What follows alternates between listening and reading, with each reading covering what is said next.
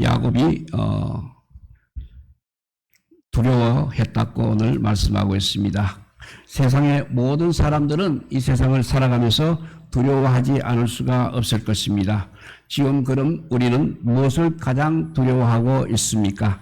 특별히 직장에서 구조조정을 한다는 말이 있으면 직원들은 물론 가족들까지 걱정을 하게 됩니다. 그리고 그 밖에 요즘 유행하는 코로나 바이러스 질병에 대한 두려움도 있고, 또 자녀들의 진학이라든지 악기에 대한 두려움도 있을 것입니다. 그리고 나이 많으신 분들은 노후에 대한 두려움도 없지 않아 많이 있을 것입니다. 오늘은 야곱의 두려움을 통해서 오늘 우리의 두려움과 걱정을 돌이켜보고 신앙적인 자세에서 이 두려움의 문제를 어떻게 바라보아야 할 것인가를 생각해보는 시간이 되도록 하겠습니다. 다시 한번 오늘 말씀을 읽어보면 야곱이 요셉의 아우 베냐민은 그의 형들과 함께 보내지 아니하였으니 이는 그의 생각에 재난이 그에게 미칠까 두려움이었더라 했습니다. 오늘 본문에 보게 되면 야곱은 형들을 애굽에 보내면서 베냐민을 보내지 않았다고 했습니다. 왜 그렇습니까? 본문에 있는 그대로 두려움 때문이었습니다. 그러나 이 두려움은 정말 옳지 않은 두려움이었습니다. 성경은 여러 곳에서 우리에게 항상 두려워하지 말라고 말씀하셨습니다. 그러나 그래도 우리가 이 세상 살면서 두려워해야 할 것이 있습니다. 첫째는 하나님을 두려워해야 합니다. 60만 죽이는 세상을 두려워하지 말고 영과 육을 아울러 죽이시는 하나님을 두려워해야 합니다. 그래서 마태복음 10장 28절에 보면 몸은 죽여도 영혼은 능히 죽이지 못하는 자들을 두려워하지 말고 오직 몸과 영혼을 능히 지옥에 멸하신 자를 두려워하라 하였습니다. 오늘날도 세상 사람은 두려워하면서 하나님을 두려워할 줄 모르는 사람들이 너무나 많이 있습니다. 또 성경 말씀은 하나님만 두려워하는 것이 아니라 사람도 두려워하라고 가르쳐주고 있습니다. 이렇게 우리가 두려워할 것 첫째는 하나님을 두려워해야 합니다. 두 번째는 야곱처럼 사람들이 나와 내 가족을 해칠까 봐 두려워하는 그것이 아니라 다른 사람의 영혼이 손해볼까 봐 두려워해야 합니다. 히브리서 12장 15절에 보면 너희는 돌아와 하나님의 은혜에 이르지는 못하는 자가 있는가 두려워하고 또 선뿌리가 나서 괴롭게 하고 많은 사람이 이로 말미암아 두려움을 입을까 두려워하라 했습니다. 다른 성도들이 믿음 성장을 못할까 봐 두려워해야 합니다. 또 다른 사람들이 타락하거나 실족할까 봐 두려워하라는 말씀이 되겠습니다. 이렇게 우리가 두려워할 것 첫째는 하나님을 두려워해야 되고 또 우리 이웃의 영혼들이 손해볼까 봐 두려워해야 됩니다.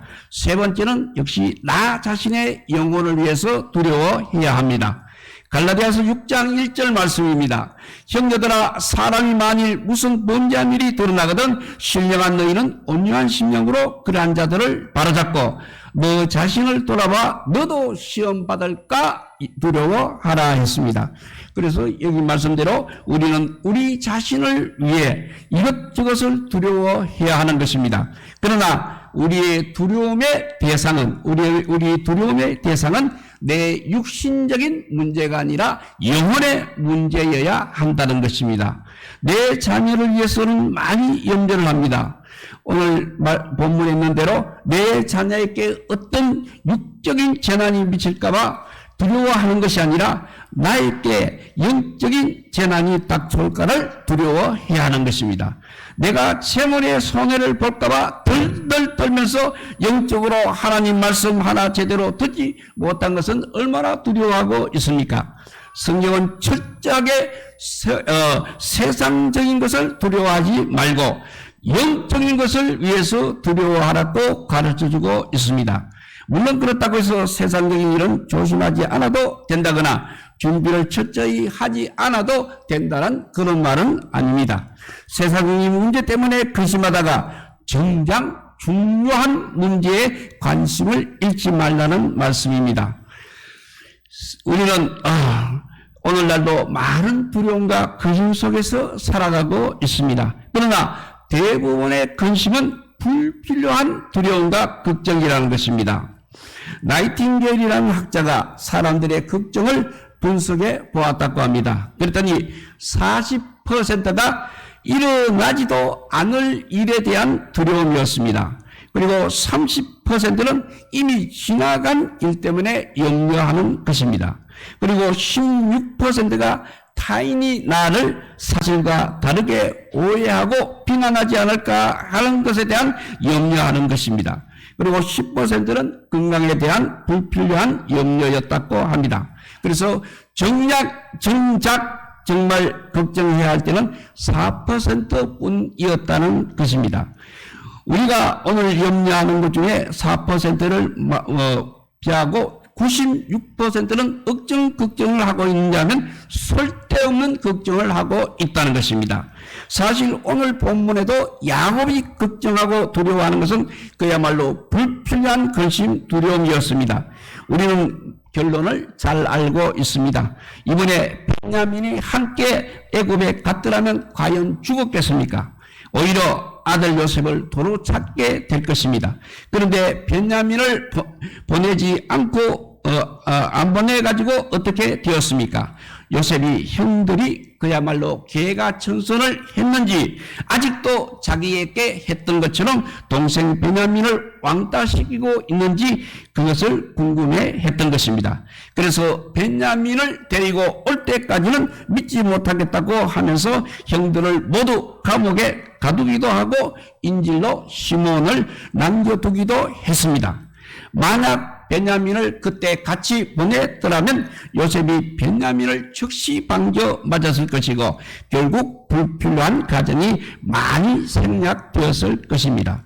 실제 우리 삶에 있어서 이런 불필요한 근심과 두려움이 얼마나 많은지 모릅니다. 이런 근심 때문에 마음이 상하고 건강을 해치고 신앙까지 흔들리는 것입니다. 염려가 신앙에까지 영향을 미친다는 사실을 알고 계십니까? 누가복음 8장 14절 말씀입니다. 가시떨기에 떨어졌다는 것은 말씀을 들은 자니 지내는 중 이생의 염려와 재리와 일락의 기운이 막혀 온전히 결실치 못하는 자요라고 했습니다. 여기 씨 뿌리는 비유에 보니까 말씀을 듣고도 왜 결실을 하지 못하는 것입니까?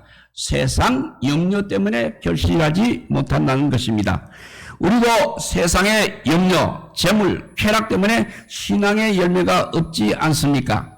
그런데 오늘 본문에서 야곱의 두려움은 막연한 두려움이 아니었습니다. 과거에 당한 쓰라린 상처에서 나온 두려움이었습니다. 이 두려움에는 두 가지 원인이 있습니다. 하나는 가까운 원인이고 다른 하나는 먼 원인입니다.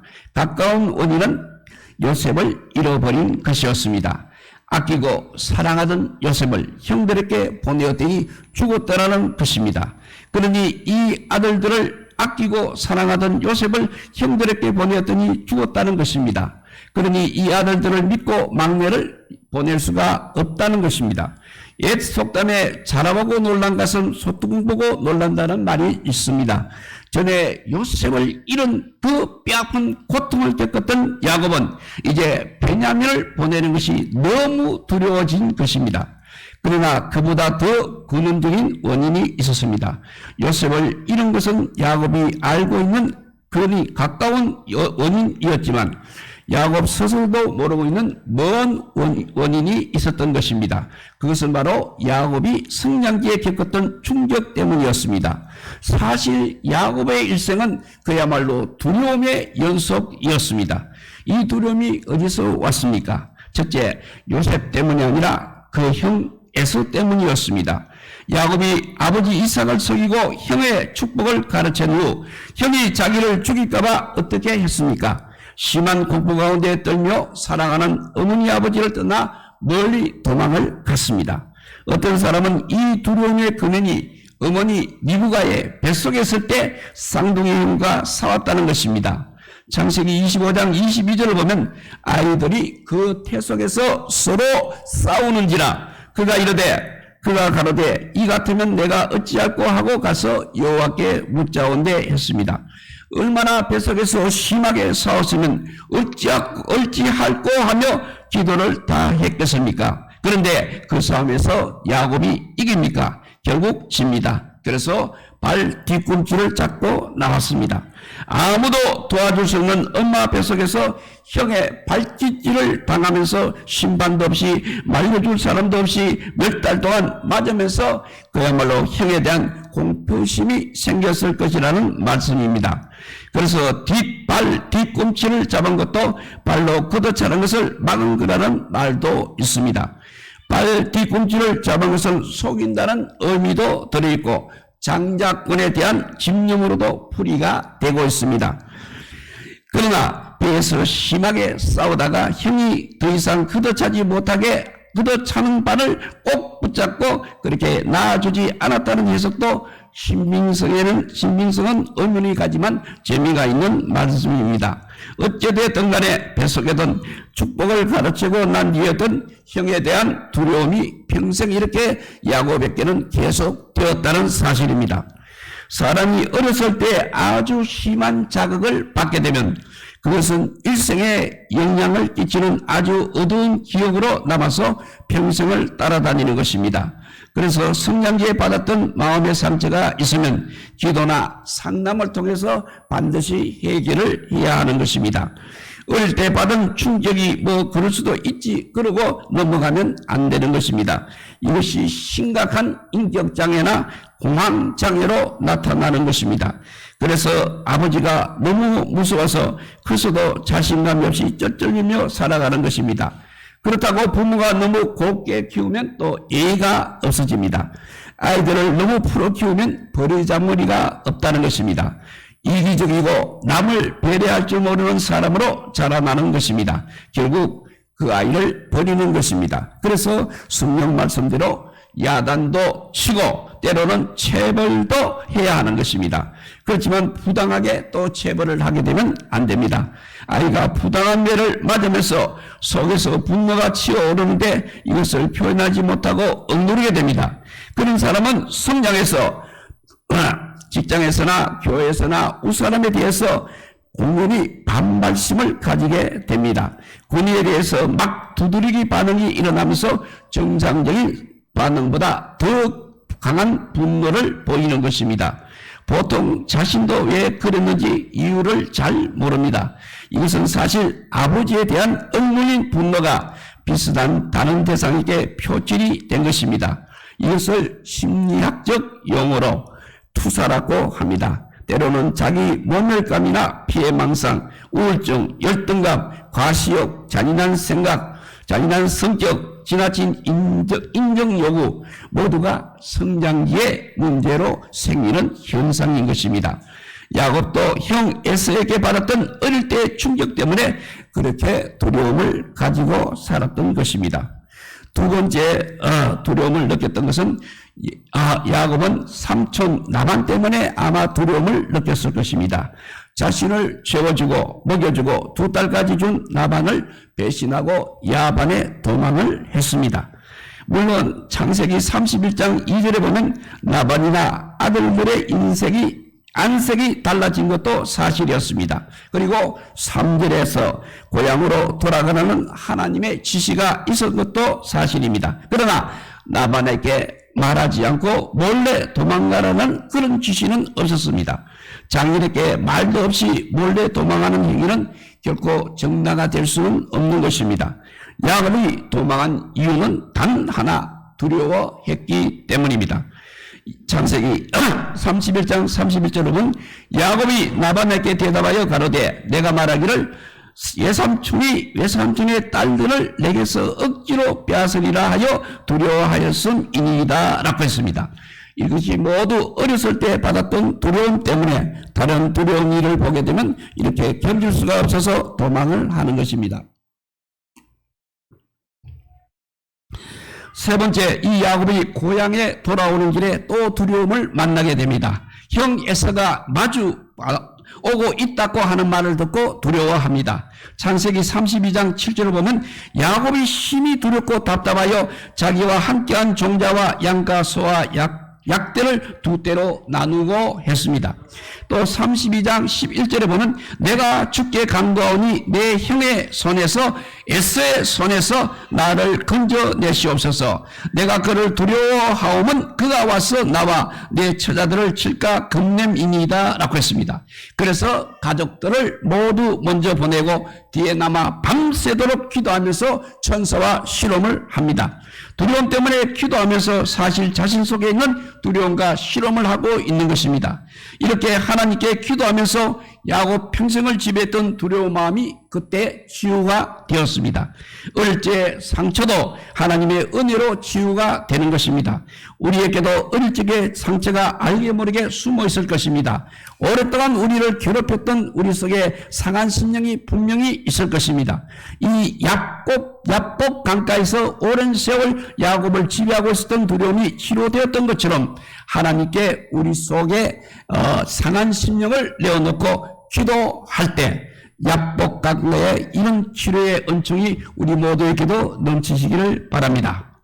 네 번째 염려입니다. 그런데 한 번 치료되었던 두려움이 언제 또 재발이 되었냐 하면 딸 디나 사건으로 아들들이 세겜 사람을 죽인 뒤로 또 보복을 두려워하면서 점점 건강하게 됩니다. 창세기 34장 30절 보면 야곱이 시몬과 레위에게 이르되 너희가 나에게 화를 끼쳐 나로 이 땅 사람 곧 가나안 족속과 브리스 족속에게 냄새를 내게 하였도다. 나는 수가 적은즉 그들이 모여 나를 치고 나를 죽이느니 그리하면 나와 내 집이 멸망하리라 했습니다. 이렇게 재발된 두려움이 오늘 본문까지 계속 지속되고 있는 모습을 보게 됩니다. 두려워서 베냐민을 결코 보낼 수가 없었다는 것입니다. 이렇게 야곱의 인생 속에 인생은 그야말로 두려움 속에서 계속이 되었습니다. 그런데 성경은 염려를 다 주께 맡겨버리라고 말씀하십니다. 베드로전서 5장 7절입니다. 너희 염려를 다 주께 맡겨버리라. 이는 저가 너희를 근거하심이라 했습니다. 하나님을 믿는다는 것이 바로 우리가 하나님께 모든 염려를 맡기는 것입니다. 자식에 대한 염려, 퇴직에 대한 염려, 건강에 대한 염려, 두려움에 죽음에 대한 두려움, 이 여러 가지 문제를 다 주님께 맡기고 평안을 누리는 삶을 사시기 바랍니다. 그리고 성경은 빌립보서 4장 6절에서 7절에 이렇게 권고합니다. 아무것도 염려하지 말고 오직 모든 일에 기도와 간구로 너희 구할 것을 감사함으로 하나님께 아뢰라. 그리하면 모든 지각에 뛰어난 하나님의 평강이 그리스도 예수 안에서 너희 마음과 생각을 지키시느니라 했습니다. 여기서 염려하지 말고 오직은 not but 용법입니다. 염려하는 대신 기도하라는 말씀입니다. 불신자의 특징은 그냥 염려하는 것입니다. 그런데 신자의 특징은 기도하는 것입니다. 신자와 불신자의 차이는 염려하는 대신에 기도하느냐인 것입니다. 그런데 우리는 기도도 하면서 염려도 하고 있지 않습니까? 염려를 주께 맡기면 어떻게 됩니까? 빌립보서 6장 7절에 보니까 모든 지각에 뛰어난 하나님의 평강을 주신다고 했습니다. 모든 지각에 뛰어난 평강은 무엇이겠습니까? 우리의 지각, 우리의 생각에는 염려할 수밖에 없는 것입니다. 이상하게도 지각에 뛰어난 평강, 편안한 환경이 있어서 편안한 것이 아니라 환경을 초월한 이런 평강이 우리 마음과 생각을 지키신다는 말씀입니다. 돈이 없어서 기도했더니 아직 돈은 주시지 않았지만 그래도 먼저 평강을 주신다는 것입니다. 건강이 없어 기도했더니 아직 건강이 회복되려면 좀 더 시간이 필요하지만 먼저 평강으로 우리 마음과 생각을 지켜주신다는 말씀입니다. 여기서 지킨다는 헬라어는 호위하리라는 의미요 군대 용어입니다. 이것은 로마 군대의 수비대가 보초를 쓰는 광경을 묘사한 것입니다. 이 세상의 근심거리와 두려운 문제가 우리를 포위하고 우리를 공격하고 있지만 하나님의 평강은 믿는 자의 마음을 파수꾼처럼 지켜 보호해 준다는 말씀입니다. 그렇습니다. 시편 34편 7절 말씀, 여호와의 사자가 주를 경외하는 자를 둘러 진치고 저희를 건지시는도다. 열왕기하 6장 17절에도 기도하여 가로되 여호와여 원컨대 저의 눈을 열어서 보게 하옵소서 하니 여호와께서 그 산의 눈을 여심해 제가 보니 불말과 불병거가 산에 가득하여 엘리사를 둘렀더라 했습니다. 마치 도단성에서 엘리사와 그 사환이 아람 군대에 의해서 포위가 되었을 때 사환이 너무 두려워했지만 하늘의 불말과 불수레가 지키고 있는 것을 보고 안심했듯이 우리를 두렵게 하는 사람들이 우리를 포위하고 공격에 오더라도 우리가 눈에 보이지 않은 하나님의 군대가 우리를 진치고 둘러싸 호위하시는 것을 바라보시기 바랍니다. 우리 모두 힘들고 고통스럽고 두렵고 슬픈 환경에 있습니까? 사무엘상 30장 6절에서 다윗이 너무 고통스럽고 급박한 환경 가운데 있었지만 하나님 여호와를 힘입고 용기를 얻었던 것처럼 환경이 좋아져서가 아니라 환경은 아직 그래도 고통스러워도 하나님 여호와의 힘입고 용기를 얻는 성도들이 되시기 바랍니다. 사무엘상 30장 6절에 보면 백성이 각기 자녀들을 위해서 마음이 썩어서 다윗을 돌로 치자 하니 다윗이 크게 궁급하였으나 그 하나님 여호와를 힘입고 용기를 얻었더라 했습니다. 우리도 근심 걱정 속에서 살아가실 줄로 알고 있습니다. 모든 근심 걱정 우리 주님께 맡겨버리고 내 지각에 뛰어난 하나님의 평강 속에서 살아가는 성도들이 되시기 바랍니다. 이제 말씀을 정리합니다. 우리는 다른 사람에게 무엇인가 성격적 결함이 있다는 말을 들은 적이 있습니까? 그렇다면 나에게 있는 남 모르는 상처가 있는가 한번 돌이켜 보시기 바랍니다. 그래서 주님 앞에서 염려하지 말고 기도하시기 바랍니다. 그래서 주님께서 그 상한 영혼을 치유하시는 약복 강다의 축복을 받아 내 영적인 문제와 정서적인 문제를 치유받으시기를 바랍니다. 우리에게 걱정거리가 무엇입니까? 우리는 매일 이런저런 염려 가운데 살고 있습니다. 우리가 이 세상 사는 동안에는 염려할 수밖에 없는지도 모릅니다. 예수 믿는 사람은 걱정거리가 없는 사람이 아닙니다. 약속의 땅에도 기근은 오기 마련입니다. 그러나 걱정거리가 있는데도 이 환경을 초월한 평안 가운데 사는 것이 바로 우리 예수 믿는 사람의 특징인 것입니다. 주님께서는 우리가 염려할 수밖에 없는 상황 가운데서도 우리 지각보다 뛰어난 평강을 주시고 우리 마음과 생각을 지키시는 하나님을 바라보시기 바랍니다. 도단성에서 엘리사를 지켜주셨던 그 주님의 손길을 바라보시기 바랍니다. 그래서 모든 두려움 우리 주님께 맡기고 평강 속에서 항상 살아가시는 성도 여러분들이 다 되시기를 우리 주님의 이름으로 축복드립니다. 기도하겠습니다. 사랑의 하나님 감사합니다. 왜 우리 속에 두려움이 있는지 오늘 우리에게 가르쳐 주시니 감사합니다. 이제 두려움이 우리 속에 남아있더라도 항상 주님이 주시는 그 평안을 누리며 살아가는 믿음의 사람들이 다 되게 하여 주시옵소서. 항상 염려하고 두려워하지 말고 기도하라는 그 주님의 말씀 우리가 명심하고 이 세상을 아버지와 하나님이 주시는 그 평강 가운데 살아갈 수 있도록 기도하는 백성들이 되게 하여 주시기를 간절히 빌고 원하오며 우리 구주 예수 그리스도 이름으로 기도드리옵나이다. 아멘. 예, 우리 찬송가 348자입니다. 마귀들